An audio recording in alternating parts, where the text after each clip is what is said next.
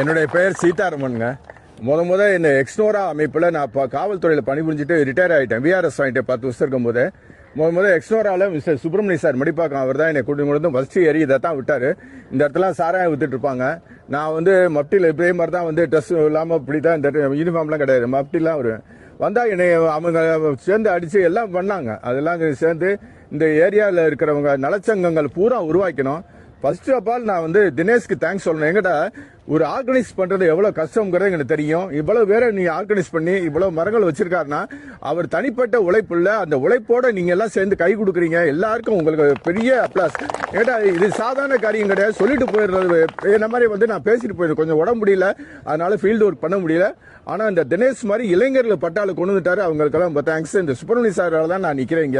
எங்க நிர்மலியா சொல்லுவார், இங்க இளைஞர்களை கூட்டுவாங்க எல்லாமே மாறிடும் உலகம் அப்படின்னாரு. அவருடைய தலைமையில நாங்க செந்தூர் பாரி சார் அவர் தான் எங்க லீட் பண்றாரு.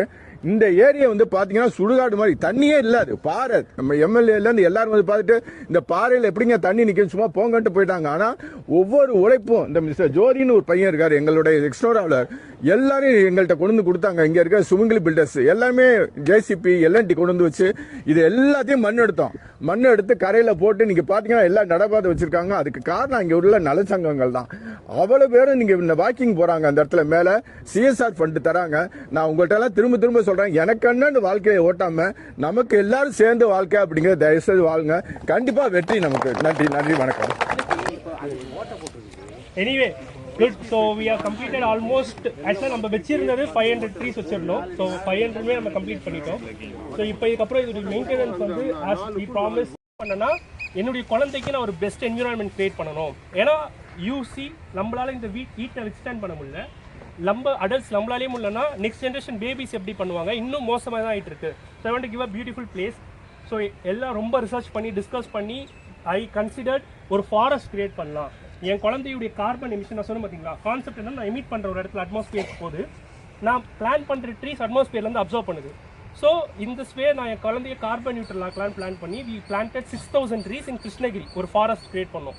என் ஒய்ஃப் ப்ரெக்னெண்ட்டாக இருக்கும் போது என்ன கிளைம் பண்ணோன்னா, என் குழந்தை பிறந்ததுலேருந்து இந்த பூமியில் இருக்க வரைக்கும் என்ன எமிட் பண்ணுறாலோ இந்த ட்ரீஸ் அதை ஆஃப்செட் பண்ணும். இந்த ஸ்வே இட்ஸ் கார்பன் நியூட்ரல்.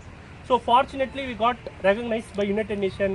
ஸோ எங்களுக்கு வேர்ல்ட்ஸ் ஃபர்ஸ்ட் கார்பன் நியூட்ரல் பேபின்னு என் குழந்தைக்கு நேம் கிடச்சிது. So I felt very happy. எனக்கு ரொம்ப சாட்டிஸ்ஃபைங்காக இருந்தது. Thank you so much. ஸோ எதுக்காக சொல்கிறேன், 7 lakh ட்ரீஸ் சொன்னேன்ல, ஏன்னா எனக்கு தெரியும் இனிஷியலாக என் குழந்தைக்கு பண்ணும்போது மரம் வைக்கிறது ரொம்ப ஈஸி, பட் அதை வளர்த்து கட்டுறது சான்ஸே ரொம்ப அவ்வளோ கஷ்டம். பட் நான் என்ன எங்களுக்கு ஒரு சிறந்த ஒரு வாலண்டியர். அவரும் இந்த சீராக் மூலியமாக நிறைய மரங்கள் வச்சுட்டு வராரு. குறிப்பாக கிருஷ்ணகிரியில் ஒரு சாதனை படைச்சிருக்காரு. அவரோட நேற்றுக்கு திருத்துறைப்பூண்டியில் ஒரு நெடிய ஒரு